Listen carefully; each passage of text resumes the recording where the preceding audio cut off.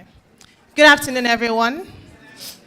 My name is Khalid Kareem, and I will be moderating this fireside chat on the business case for women in leadership, driving profitability and innovation. So now this fireside chat is by WGC Co, where I'm an associate managing partner. And WGC Co is a gender consulting company. We like to say that we're Nigeria's premier gender consulting company. And if you ask me to describe what we do in one sentence, I would say essentially that we help organizations put gender on the agenda. Now, we know that on the global landscape, there's a lot of conversations happening around gender equality and meaningful inclusion. And organizations want to do the right thing, but there's a disconnect in moving from intention to actually actionalizing and practicalizing those plans, and that's where we come in. So we're a bridge between the intentions that organizations have in moving forward on their gender equality goals and actually making it happen. Now, to speak on this panel, I have 4 wonderful speakers across different focus areas, and you'll see that they were very carefully selected for this panel. So to start with, I would like to invite Madam Ansatu Adegbite up here. Is she in the room, please? Thank you, I do. So a brief profile of Madam Ansatu Adegbite. Ansatu has recently been appointed as the National Consultant on Private Sector Partnerships for the UN Women Nigeria Country Office. She's a social professional with a personal mission statement to positively inspire, impact, and invest in lives. She's a certified International Finance Corporation and Learning Performance Institute UK trainer, and a certified business development service provider accredited by the Small and Medium Enterprise Development Agency of Nigeria, SMEDAN. She's the immediate past executive director of Women in Management, Business, and Public Service. Who here does not know WIMBIS? You all do, Abby? Exactly. Prior to that, she has been a banker, an entrepreneur, and a team building consultant. Now, her profile is like an entire page long, but I will just stop there and hope that you can get a feel for the kind of person that she is. Please give her a warm round of applause to welcome her. Thank you so much. And to my right-hand side is my Oga. Yes, now you're my Oga. His name is Chukwemeka Onyimadu. He's an economist with extensive expertise in research, policy advisory, and program implementation in development economics, women's economic empowerment, and the integration of gender perspectives into public policy. He holds a PhD in development economics, along with a master's degree in economics and finance, and a Bachelor of Science in economics from the University of Uyo. With a career focused on macroeconomic policy, expertise in research, policy formulation, and program implementation. His professional journey includes roles in academia, research institutes, and international organizations. He is currently the National Feminist Economist with UN Women Country Office in Nigeria and heads the Women's... Thank you very much. Gender equality. The one for Madam Ansatu was a lot more than that, so can we add to the volume? Thank you very much. My third panelist is Zainab Bashir Yao. Please give her a round of applause as she comes here. Zainab is an entrepreneur and business owner, renowned for her contributions to the aesthetics and wellness industry across the globe. Zainab currently serves as the director of DermaRx, a patient-centric aesthetics and dermatological center based in Nigeria, which has treated over 11,000 clients across 11 countries. As the first molecular spa in Africa, DermaRx is dedicated to promoting women's empowerment and is a proud signatory of the UN Women and UN Global Compact Women Empowerment Principles. She's the global lead for BYEI Africa, leading a transformative initiative as Sally, aimed at educating on the health risk of skin bleaching and empowering youth and women in grassroots communities. This project has empowered over 3,000 students and 300 country women. She's also the co-founder of Aesthetica Gambia and founder of Nigeria's prime professional equipment brand, Sparbox. Please welcome her with a round of applause.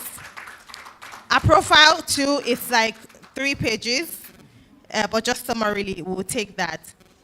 And finally, but certainly not in any way the least, we have Chineye Uwanaka. Is she in the room? Okay, I'll just read a summarized profile in absentia. Chineye Uwanaka is a lawyer, policy expert, and nation builder with a passion to empower people and fight against extreme poverty and injustice. In line with her purpose, she supports organizations that create wealth and lift people out of poverty, especially women and youth. She's also the co-founder of Africa Policy Conversations, a non-governmental organization committed to reshaping policies for the advancement of Nigerians and Africans in the diaspora. Chineye is the thematic lead for the Nigerian Economic Summit Group's National Assembly Business Environment Roundtable Working Group on Innovation and Intellectual Property. She sits on the board of Hotspot Networking Limited. She's also the co-chair of the advisory board of the Nigerian Youth Futures Fund, which is a $5 million fund seeded by Ford Foundation and MacArthur Foundation. She's a recipient of the ESQ Legal Awards 40 Under 40 Nigerian Rising Star Award, as well as the Outstanding CEO Award from the Abuja Chamber of Commerce and Industry, Nigeria. She's also a recipient of the Social Impact Award from the former president, Prof. Yemi Oshibajo, for her contributions in improving access to justice and pro bono legal aid. In absentia, please give a warm welcome to Chineye Uwanaka. I'm sure she'll be joining us soon. I spoke with her just before we came in here. Thank you. Now just going into the conversation proper. The topic for today's fireside is a business case for women's leadership, driving profitability and innovation. So the first question, I think, is why does women's leadership even matter, right? What does it have to do with anything? What does it have to do with business? Why is it important? And just to start off us on this conversation, I'd like to invite Mr. Chukwemeka Onyemadu to answer the question. Thank you. Thank you very much. Okay. I just knew you would call me first. That's fine. So good evening, everyone. It's a pleasure to be here. And the question borders on, so what about women's leadership? Why do we need to agitate and advocate for women's leadership? For us at UN Women, our mandate is very clear. Our mandate borders around advancing gender equality, women globally, as well as in Nigeria. What is is to ensure that women are in decision-making spheres. So let me give you some very typical examples of what we see, especially in sectors that are very male-dominated. We did conduct a research in the mining sector as well as the maritime sector, and we see that we have less than 2% representation of women in those sectors. And where we even find women, we find them at the lowest tiers. Lowest tiers in the sense that they are in the areas where there's limited to very little returns on whatever value that you've put into it. Unfortunately, when this happens in such sectors, you see that the necessary infrastructure that would make a woman adequate or effective in that sector would not exist. We saw that in the mining sector. So for example, if you go to typical local mining fields, you ask, so if a woman is pressed, where does she go to toilet here? The men can just easily go to any bush and relieve themselves. But you ask yourself, what about women? What happens to them? You see in such sectors where, for example, we saw this in the maritime sector, where if a woman is pregnant, the sector does not wait for her, because the opportunities that present themselves are timed by seasons. So we've come to realize that if we don't have women in areas where women can actually speak to the women issues, then it will be difficult to have those necessary. So for example, traditional financial instruments, they are very gender blind. Or the bull that in the criteria for assessing financing or credit, if you say you're asking for collateral, how often in the context of Nigeria do you see women with solid collateral, for example, land? So if you don't have women in those C-suite positions, then you don't have somebody speaking to the context, the nature, and the lived experiences of women. So I'm even looking at this as an economic problem first. But we should also recognize that it is beyond an economic problem. It is the right thing to do. It is a human rights issue. So, first things first, we need women in those positions so that the nuances around the issues that border on gender can be represented in decision-making spheres. The second reason why this is very important for us is, and from now a business case, is we are just expanding the perspectives to business. And this is where, when I engage with private sector organizations, I keep telling them that over the decades, we've had perspectives that are male-dominated. I can give you an example. This is very common, social capital. You need social capital to be effective in the market, wherever market you find yourself. Unfortunately, women don't have that social capital. And I'll explain what that is. If I need a business deal done, I can easily, on a Saturday morning, call a fellow chief executive and say, bros, let's go and play golf at IBB golf course. And I'm like, okay, Saturday morning we can do that. If that was a woman, what would be the expectation? On the typical Saturday morning in Nigeria, you have to take care of the home, do you understand? Now, if we don't have women who have experienced this, then we can't even build social capital for women to be successful. So these are things that we must recognize. I'll give you another. So my submissions today will be typical examples. I used to work in a formal organization where our promotion was based on the amount of research you're able to conduct. As you know, for research, you need to have peace of mind. You have to have a calm mind. So most times we do research in the evenings. Unfortunately for us, our research was consumed by politicians. So a politician will call you around 10 and say, doctor, please, I need your perspective on the budget. Now, I have colleagues who are also women, competent, brilliant, first-class ladies. But every year, they consistently came last in evaluation. Not because they were not competent, but because you can't go to a politician's house by 10 o'clock in Nigeria. You can't. If you don't have women who have lived through this, who understand these nuances, it is difficult to change systems and structures that perpetuate these problems. So for us in UN Women, we have a specific program that talks about women's participation in public life and in governance, because we also see these problems in political participation. We can see that among the sub-Saharan African countries, the trend of women's participation in politics is declining consistently in Nigeria. And we need to make improvements in that. And the barriers are not so far-fetched from what I've already said in the business sector. There are existing barriers that limit women's participation in governance and public life.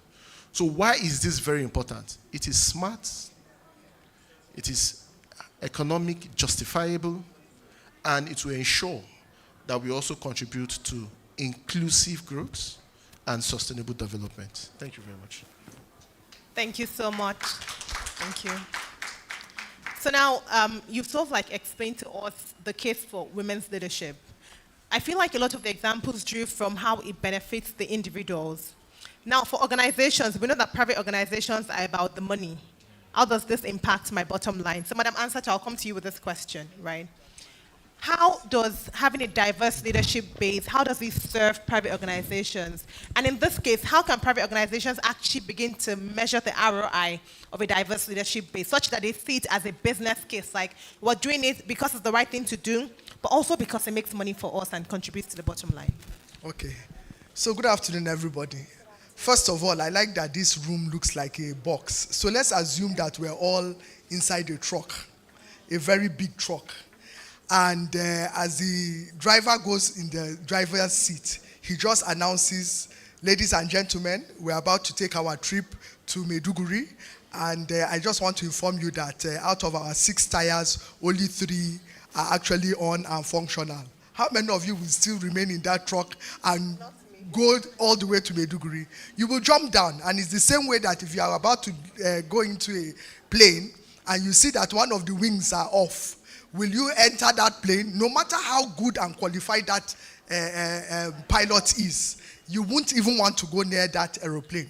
And that is the case of women in leadership, not just in the private sector, but in every sector and sphere. Once we don't have an inclusive leadership base, there are a lot of things that are out of place. Let me give you several examples. Number one, we all know that women pay attention to detail. Just when you look at it generally, women are very much involved, and because we are nurturers, we have a heart for details, but we also have a heart for social issues. So when you look at the CSR, which are the corporate social responsibility of private sector organizations, when you're looking at ESG, which is environment, social, and governance issues, women are always very passionate about them, and they drive them. And that is why when you look at most of our private sector organizations, most of the foundations of the private sector organizations are headed by women. If you go to Tenu Elimwelu Foundation, it is headed by a woman. If you go to Dangote Foundation, it's headed by a woman. Sterling One Foundation is headed by a woman. If you go to Access Bank, their own is ACT Foundation, is headed by a woman. Why are they deliberate in giving women that leadership positions? Because women drive change and drive community practices. So I think that is one of the first things I would say about return on investment. Because once you are driving social change and impact in societies, it endears the people towards that brand. And of course, the organizations know that once your heart is endeared to a brand, you have no choice but to continue to promote their products and services. And so that is a return on investment for them, reputational impact. The second thing I would say is that when you have the diversity of skills, opinions, and contributions in the room, it is bound to make magic happen. We all know that if you bring all the ingredients to any pot of soup and place them here, it doesn't have any impact.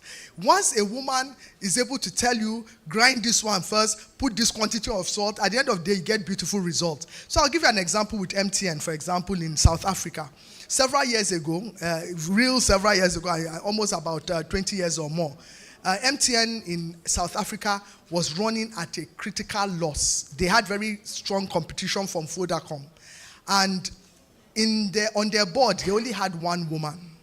And when they were sort of discussing on what to do, and because they were now thinking, should we shut down, should we do, and they were just sort of analyzing.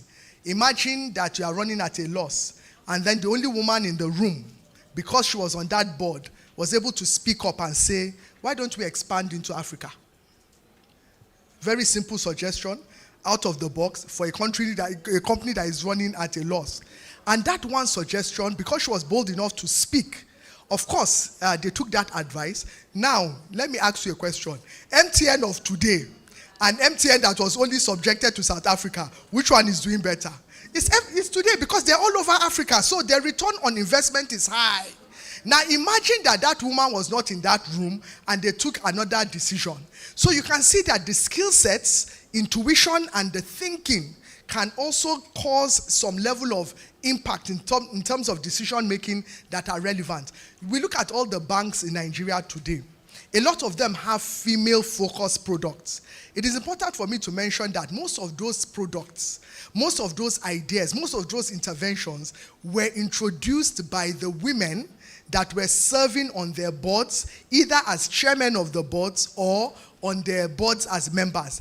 And the reason the women got that opportunity was because years ago, the Central Bank of Nigeria, through the Bankers Committee, was able to put that policy in place to say at least 30% representation of women in leadership in the banking sector must be women. And today we are celebrating how many bank CEOs that are female. It wasn't like that for over 100 years. And these women have been able to put their mark by ensuring that they have made things and financial products available for women. And I can assure you that it has even opened the door. Now we're talking about financial inclusion and the rest for more women to benefit from that. And it's also helping, of course, the different banks because they've been able to rope more women to open accounts with them. So, you know, I'm very passionate about this, as you can tell. I can give you 101 examples, but then I will end by saying that, again, with women in leadership positions, especially on boards, one of the things that we learned a few years ago when I was in Wimbies was that we invited President Obasanjo to come for a Women in Politics conference. And one of the things he said was that there was a major mistake they made when the constitution of this nation was being put together. That there was not a single woman in the room when they created that constitution. Emeka is here, Dr. Emeka is here. He can attest to the fact that half of the problems we're facing today is because constitutionally, there is no provision for that for women. And look at how many years it is taking us to change things in the constitutions. Our lawyers are here, and we're still struggling. Some of you that were in the hall heard what Honorable Kafilat was saying. Even for them to change things, they are underrepresented. So it is very difficult. So I would say that for me is enough business case for why we should have more women in leadership positions on boards. Thank you very much, Ma. Thank you very much. And you know, something that seems very simple, but you find that has a lot of impact is when you even read the Constitution. You know, I don't think there's any she, it's all he. And that matters because gender-sensitive language is a thing, and women exist, don't we? I mean, we're here in real time. So you mentioned the Nigeria Sustainable Banking Policy, and I feel like it sort of leads me into the next question.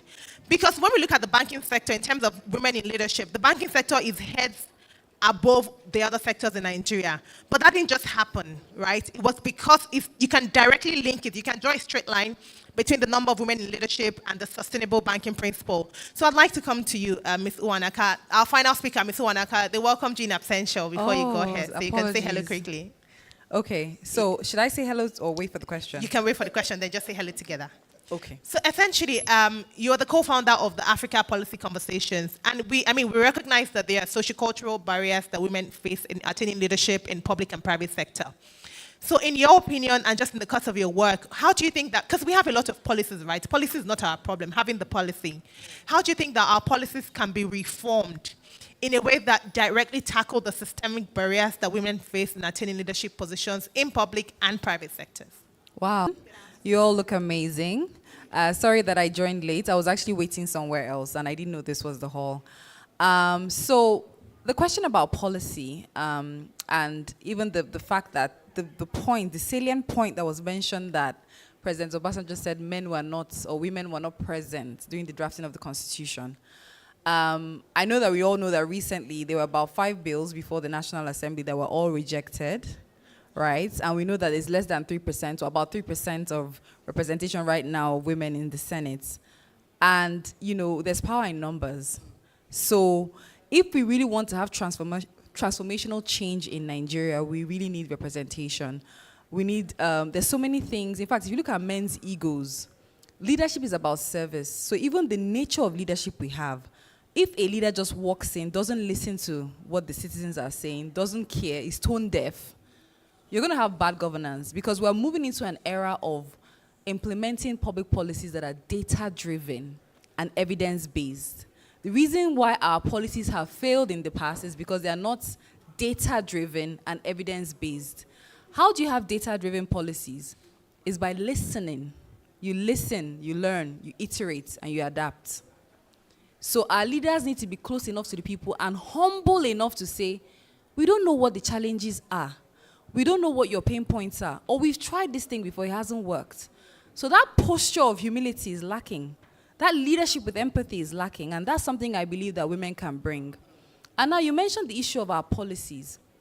Because they're not data-driven, they don't have the right stakeholders in the room, most times they're not fit for purpose. we have very weak institutions in Nigeria. So having beautiful policy documents is one thing, but the implementation, you need strong institutions, like the civil service, like, you need strong institutions. Even when there are laws that people have offended, you need a strong judiciary, police force. Guess what? We also need women champions. Because every time I talk about this issue of gender equity, and I talk to people in very high levels in politics, they say, what do women want? They say everything has been given to women. They say even the political forms, we said we put it for free for women. We've done this, we've done that. So what do women want? In fact, some of them are very angry. There's a particular very powerful man in this country. I had a conversation. He was so furious. He said, in fact, I'm writing a book, and one chapter is on this women thing. I'm tired of this rubbish. That what do women want? So the question is, what do we want? Why are we shying away? And it leads me to the point about the mindset of our women. Unfortunately, we need to let go of these limiting beliefs that we have as women. You see a woman who is 10 over 10, as in she can be a leader anywhere in the world. She's a world-class leader, but she'll just shy away. You see a lot of politicians that don't even have anything. They don't even have any resume. And then they're there, they're bullish, And another thing is, why don't we support? I know generally we support other women, but sometimes I see that women don't really vote for women. Women don't really vote for men. So I think it's still part of that limiting belief of, because you don't believe in yourself as much, when you now see another one rising to the occasion, you then don't support. So it's a call to action. That if you have knowledge, if you have exposure as a woman, it comes with a responsibility. In policies, we need more women to champion these policies, to drive change. So that's the reason, for me, the reason why we've not had this is as a result of that. And then the final point on that is we also need male allies, in the area of policy, because someone told me that when those bills came up, he didn't like the way he was in the room, but the people, they said they didn't like the way some women are standing in front of them. It was like they were like lording it over them. That they brought, like, I think the vice president's wife, some people were there, so it was like, you guys, you women are coming to dictate to us what to do. So for that, we're going to reject these bills. So maybe if we had other men standing with them, so it's more like, it's not you against us, but it's all of us together. So we must try not to be emotional about the debate. Look for male allies. A lot of men who, in my life, I've had male mentors, champions, and all that. So that's one of the reasons, like I said, we don't have enough representation and we don't have the proper mindset to drive that. Thank you. Thank you so much. That just reminded me about the Violence Against Persons Prohibition Act, if there are people in this room who are familiar with it. I know you hear from older women leaders who were there that it was first Violence Against Women Prohibitions Act. Do we know that? It was changed to Violence Against Persons because the people in the room were like, we will not pass it all. If you people put women, we are just going to leave it there. So it just ties nicely into the point you made about how they see things in terms of what language are you using, how are you standing, and things like that. Thank you so much. So Zainab, I'll come to you.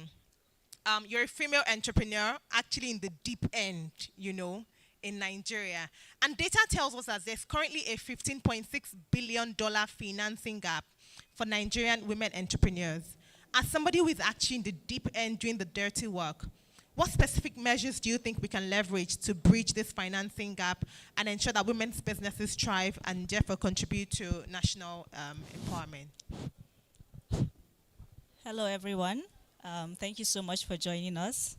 I have big sisters and big aunties on the panel. I'm honored to be here.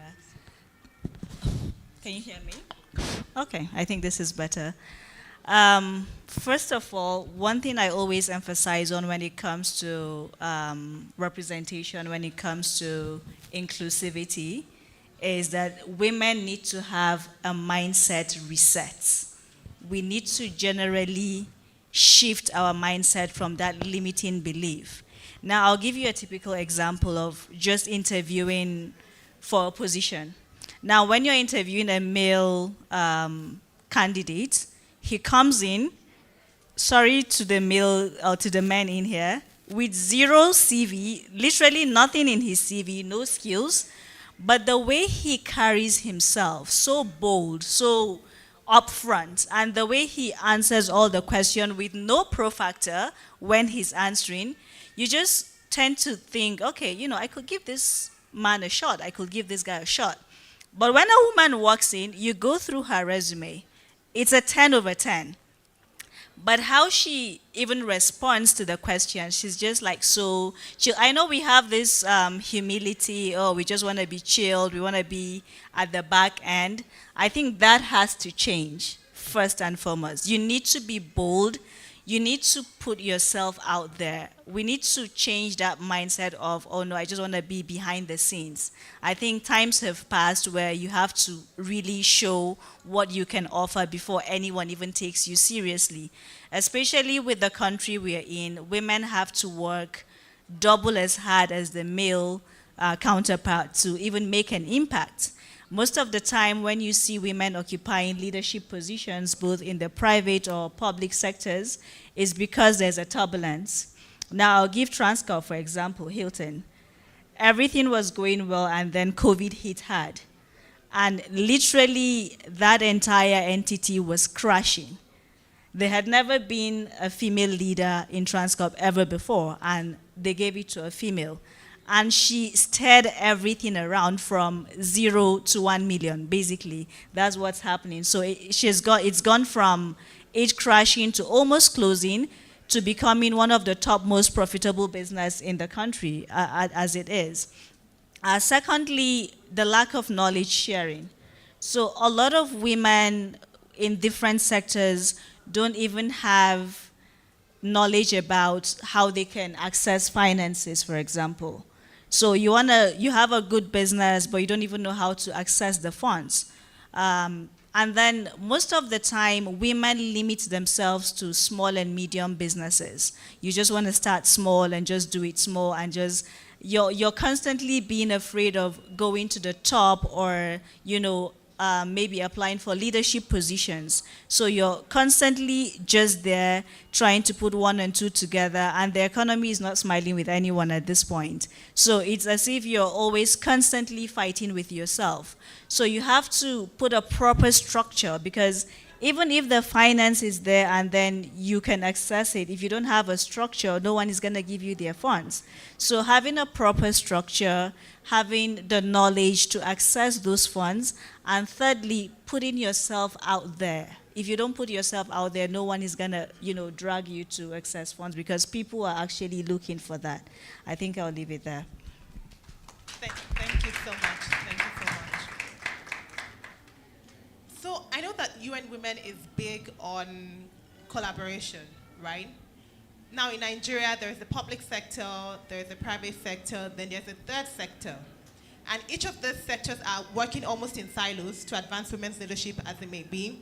So how do we bring these three critical sectors together to say, you know what, how can we have an action plan to actually advance women's leadership, both in the private sector, public sector, and the social sector? So I will answer your question, and I'll also throw more light to some of the points made by other panelists.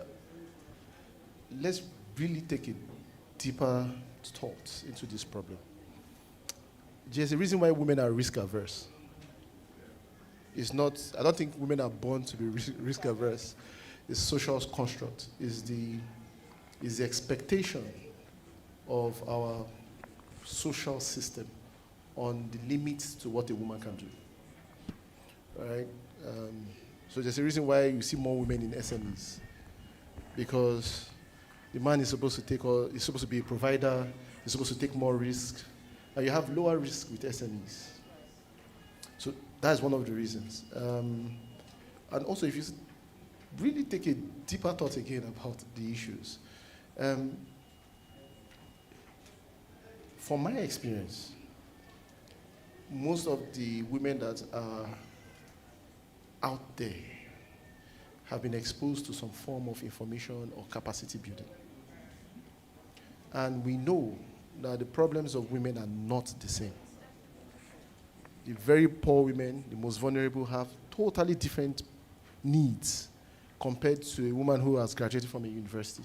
Compared, if you look at the woman in the rural area, the woman in the urban area, they are totally different. And the solutions for these women cannot be the same. There's no one-size-fits-all solution.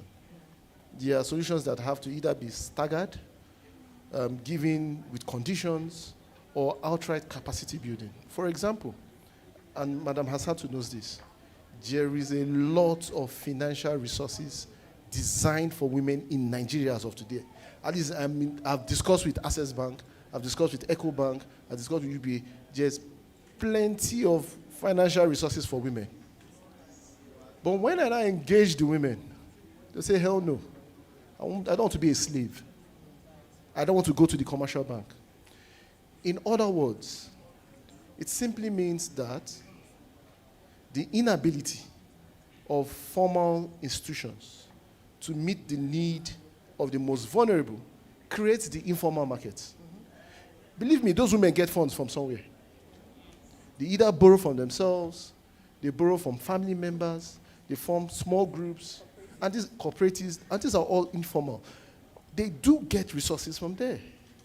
However, may not help them for scale up. But where the resources are, where they can scale up, they don't want to go there to collect the funds. So there's a mismatch between the formal financial institutions and the needs of women. In fact, my experience is that the formal financial institutions attend to the needs of specific kinds of women. So what we are doing as young women, and this is something that they've placed that responsibility on me in the office. I'm trying to run away from it, but it's on my head now, is we really need to start thinking around what solutions are we really creating for women. Look at it from an economic perspective. I always say that. If this is an economic problem, there's an economic solution.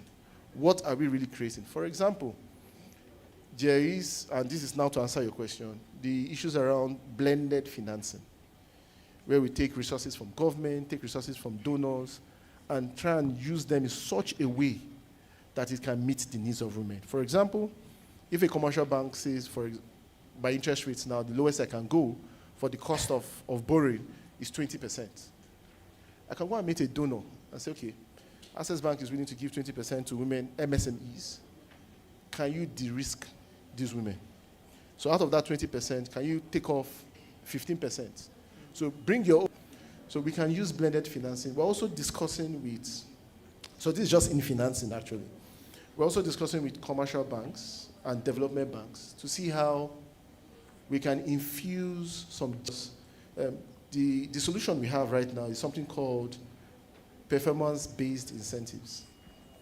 So we're all familiar with marketers, and you know how they drive to increase, they call it cabal. I don't know if you're aware of it, to increase how much customers bring.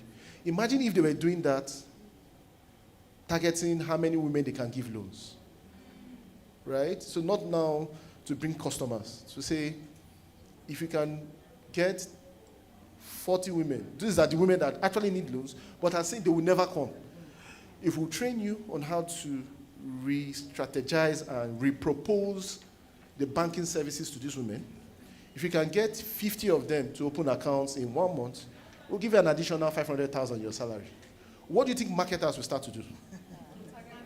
They will specifically target women, right? And then you cannot cascade that to maybe women in petroleum, women that sell crayfish. So those are some of the innovative things that we're doing. From the government perspective, it is a fact that when there is an economic recession, when things are hard, on the scale of preference, gender is not the top. I hope you all know that. Yeah. So that now that things are hard, the government will say, oh, we will support social protection. We will give palliatives. And women will be part of it. So there's some form of gender mainstreaming. But what we know is that in implementing, it goes from gender mainstreaming to gender evaporation. It disappears. So what we are advocating for is specific gender with a primary objective of advancing gender equality for women. One of them, and this is very innovative, is to either use government processes itself, existing government processes, or to launch innovative financing mechanisms like, for example, gender bonds. We already know that Nigeria has been very successful with its green bonds, that the use of proceeds will target specific gender issues in the country. And I can tell you for free, there are so many international investors who are ready to key into this. But then we need to now develop the framework for launching a gender bond in Nigeria. On the flip side, we also have existing government processes that can help, for example, redirect, and that's the key word here, resources to women-owned enterprises, to women entrepreneurs, to women-owned businesses. And I'll tell you one of the initiatives that we are implementing in UN Women. It's called Affirmative Procurement. So please forgive me if I'm saying research. It's my job in the office. We did another research in UN Women and found out that the national government, that is the federal government and state governments, they spend as much as 15 to 30% of GDP on procurement. What that means is government spends a lot of money buying things from the market. And we know that women are in the market. If government buys from women, it essentially means that government is taking its money and giving women entrepreneurs. But when we did the research, we found out that only about 1% of government procurement goes to women entrepreneurs. So we started this initiative to collaborate with the government of Nigeria at both federal and state level to see if we can have affirmative actions. For example, to have a quota of procurement opportunities that specifically target women entrepreneurs. I can tell you for free that Kaduna State government has been leading on this, as well as Lagos State government. And Kaduna State governor has just signed a policy on affirmative procurement, saying that 22% of all government contracts that deal with goods and services, because we saw that a lot of women could do goods and services. So 22% of all just spend is now going to women entrepreneurs. What that means is that all those procurement expenditure, those resources, are now going to target women-owned businesses. What we are now doing on our part as UN Women, we are very ecstatic about this, is now go to Kaduna and tell them, because what the government will not do is to reduce the requirements for procurement. They're still there. We'll now help women. You need to get this document, you need to get this document, this is how to bid for a contract, this is how to be competitive, this is how to ensure that you have value for money, you must register for CAC. And this way, you're directing resources to women. So these are some of the initiatives. There are plenty of them. But what is very key is that not one person can do it alone. So you can see in all my examples is UN Women with the government, it is private sector with the government. We need to collaborate so that everybody's comparative advantage can be taken into consideration, and then we can advance more resources to women. Thank you very much. Thank you so much. At the beginning of your answer, where you talked about rural women and what they need being different from maybe women in urban areas, it reminded me of a client that we worked with at WGC Code this year. And telling someone something as simple as even how you design your flyer can encourage women to apply or not. Do we know that? Like, say, for example, you have a resource that is targeting rural women, but then you have a woman on the poster that is wearing suit and has bone straight. Do you think that rural women will apply for that? So that's gender-sensitive communication, and it's those sort of little things, seemingly little things that organizations are not paying attention to. Thank you very much. So, Madam Ansatu, I'm coming to you now. Currently, we have women hold 23% of board positions in Nigeria across the country, and they're just 5% at C-suite level. Now, again, we know that private organizations care about the bottom line. How do we incentivize companies to say, you know what, have more women in your boardrooms, have more women in leadership? How do we do that? What are some quick strategies that we can propose? So I will talk about what has actually been done, and is very practical. Again, I have to reference WIMBY's Women in Business. And I see there are other women here, collectives, like the president of Nigerian Women in Oil and Gas is here with a member of her ESCO. You know, what we have been able to do and what I have identified that works excellently well is when and companies, they become the driving force to begin to push for the policies that will work for them. They come for conferences like this that motivates them, that challenges them, and then they go back and begin to find ways to implement some of the things they are learning. So they become the pressure point for their organizations, and it's also done on an industry level. So like the women in oil and gas, for example, It's all the women in oil and gas across Nigeria. So it's not focused on one company. And in the work that we had been doing over the years, I've seen where women come for conferences or we go for advocacy visits to their management. And then you come back a year later, they're even inviting you to come and launch one of their networks. And I'll give you a perfect example. We invited the group managing director a few years ago of Flour Mills Nigeria. And he came to speak at the conference. And when he was speaking, somebody stood up and challenged him that they didn't have any woman on the board of Flour Mills. And we all know that, I would say, should I say 80% of the people that use their products are women. They're women. And so, but women gave it to him at the conference that year. And do you know he went back, and within 2 years, they had 2 women on their boards. They had launched their women networks. And as I'm talking to you now, there are women on different levels of development and leadership within that organization, just by that action. Another example is 7-Up Bottling Company in Nigeria. For over 125 years, they have never had a woman on their board. So we visited them. And let me tell you something about advocacy visits, which is very important to learn. When you are going for an advocacy visit, don't go with a mentality of help us, help us. You go with confident women that are serving on other boards, that even by the time they enter and sit down, the CEOs, the MDs, members of board are sitting on that table. And so what happens is that when you begin to talk, and you begin to introduce yourselves, and people, and all these women are volunteers, and all of them are saying, I'm the chairman of this organization, I'm this, and you're like sitting in the room with your own women. What happens is that it does something to the mentality of the chairman and the men in that organization. And 7-Up Bottling Company did the same thing. They put 2 women on their board. As I'm talking to you, they are very strong now on their own women network internally, and they have more women in leadership.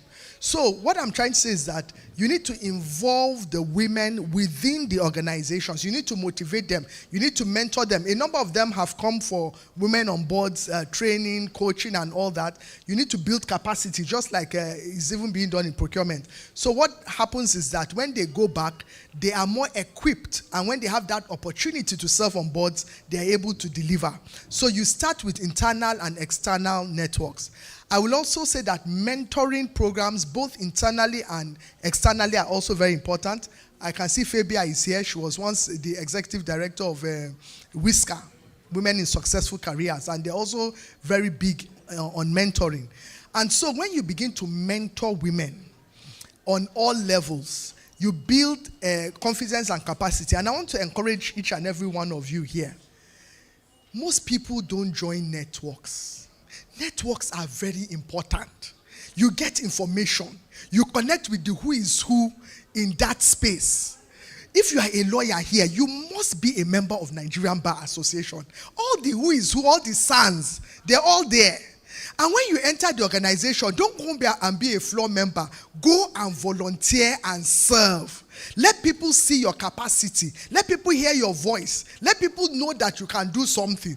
Even my position in Wimbies, I was volunteering for almost 20 years in Wimbies before I became executive director. It didn't just happen like that. So you need to find somewhere to serve and grow, especially in your field, because you will get noticed and you can get recognized. So mentoring and coaching, very important. And let me also mention to you that even in mentoring, I can mentor you today, and it happened, and I will share just one testimonial because I hear a lot of them. So one of the mentors in the mentoring program of Wimbies, the person that mentored her, right, she applied for a job in another organization.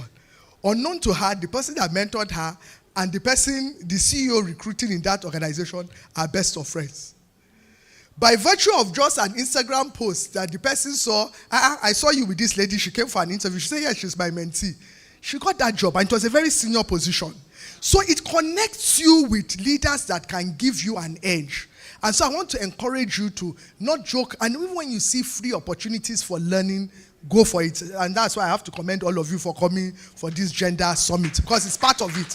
Connect, network, you never know. And I will also say that in my position, I know that a lot of people always send me requests for, can you recommend any woman that can serve on this board and things like that. The only women that will come to your mind are the people that are visible. That's the honest truth. You can't start thinking, can this person? No, it's the person that you have seen doing something. So what am I trying to say? Be known for something. Thank you very much. Thank you so much, ma'am. So I'll just take final words from the remaining two speakers. There are women and men in this room, right, who want to do better, who want to help the organizations just move notches higher. What would you say, how would you say that men here can be better allies, just in concluding this session, to women within the organizations in terms of their leadership pursuit? Okay, before I just touch on that, amazing, oh my gosh. I've also learned so much being here, and you talked about law. Law is a sector that a lot of women struggle. There are very few female-owned law firms. And even when I took the journey, I was also having that SME mindset. So let me just have a small law firm. And within the first 2 years, I was really, really struggling. But then I had to go big. I had to expand and then look at targeting. Now I represent Apple, our firm represents Apple, NLNG, NSI, all that stuff. But it started from somewhere, So I really want to encourage women. This thing she said, being active in NBA. NBA only had one female president in 1991 to 1992. No other woman has become president of the Nigerian Bar Association. It's very shameful. I don't know if there are lawyers here. Please, we need to do something about that. So please run for that office. It's very important. So to your question about what role men can play, I want to shout out some of my male team members who are here. So men, please believe in women. If women have a vision, don't think that, it's a woman's vision, I'm not going to support it. Because you have children, you have daughters and all that stuff. So I think we men need to key into more of the projects and initiatives that women are championing. Thank you. Thank you very much. So just to conclude, two things I want to touch on is policies that supports women. Now, we all know what a man can do, a woman can do better. We've had that a lot of times, but truth is, women have constraints sometimes. So as a woman who is of childbearing age, for example, you'd want to, have your kids, have time to take care of your family and still progress in your career. So an example is what I've done in my organization, which is Dharma RX. For my nurses, for my staff, I created a policy which thankfully I had colleagues, friends from UN Women who actually reviewed the policy. So what we were able to include is to give them an ample maternity leave, a paid maternity leave, which means they know, even while they're at home, they're still being paid. Secondly, if they want to take longer breaks, where they're allowed to take longer breaks without fear of losing their jobs. Because a lot of women, you'll notice, once they put to bed and they go for those breaks, companies easily just replace them. And that fear of, okay, once I leave, I can't come back to my position or I don't have a job to come back, it's actually very limiting. Even with conferences, I don't know if this summit now has like a changing room for kids where women that have babies can, go, because I know we have a lot of women that have spoken to me even for this conference wanting to come, but they have kids, they have toddlers, but there is no play area for their toddlers, for example, or there's no changing room. So one of the things, and that is why it is important for women to be present when these policies are being made, because ordinarily, naturally, a man might not think of all these loopholes, but if a woman is there to represent, these are key issues she would bring up, as part of the policies, as part of the things we should look into. And generally, as Mrs. Hansatu has mentioned, is be part of a network. It's very important. I know how that has helped me by me, pursuing something for over a year, and then just mentioning a name of my mentor changed the entire game for me. I got that signature on the spot, literally. So be part of a network and put yourself out there. Don't be shy. You cannot, just a few days ago, we saw Dangote marketing his petrol with a bottle. Exactly. So Dangote is the richest man in Africa, guys, and he's there with bottle telling you, his petrol. Whether it's good or not, if it comes out, we are going to buy. Do you understand? But he's trying to convince us that, my petrol is actually really good. You should buy it. Then you with a small business of, less than 50 million or, $10 million, you're here say, oh, I'm shy, I don't want to market to. Go out there, the worst that would happen is a no. And one thing I've learned from a no is I don't get a no twice. I shoot my shot. If you tell me no, I know why you're telling me no. Next time I'm coming, you're looking for me. No, I'm not coming to look for you. You are looking for me. And that has put me on several spots, even internationally, where, you learn from your mistakes, you correct it, you learn, you keep learning, you unlearn and relearn, and you put yourself on the map, whether anyone likes it or not. You have to be very aggressive about it. I'll end it there. Thank you so much to all of our speakers. I wish that we could continue this conversation, but they've been telling me. Thank you so much. Thank you, Madam Ansatu. Thank you, Mr. Chukwemeka. Thank you, Ms. Owanaka. And thank you, Ms. Zainab. Thank you so much for joining us. I appreciate it. Thank you. Please, everybody, this panel is supported by WGC Co. So do check us out on Instagram and LinkedIn.